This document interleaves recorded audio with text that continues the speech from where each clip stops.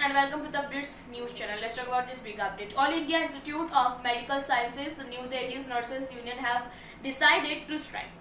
AIIMS Nurses Union, Employees Union, AIMS and Officers Association of AIMS are going on Identify Night strike from 25 October. In this regard, a letter has been sent to AIIMS Director Dr. Randeep Guleria on behalf of the three unions, and their demands have been written. And AIMS Nurses Union President Harish Kajla said that the three unions will strike in an equitable manner. For this information has been given by giving notice according to the Industrial Disputes Act 1927, and it has also been told that this strike can be extended till the demands are not met.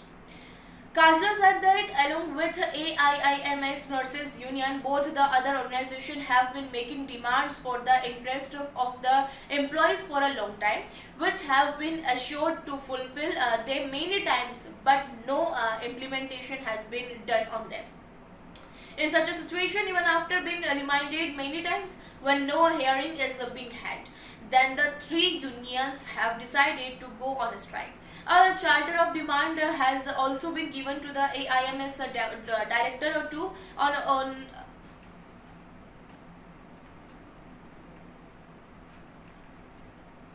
A charter of demand has also been given to the AIMS director on behalf of the unions, in which 19 demands are related to the interest of all the employees. At the same time, 5 demands are for the employees union of AIIMS, while the other 12 demands are for the AIMS Nurses Union, and the remaining 11 demands are for all the members of the Officers Association.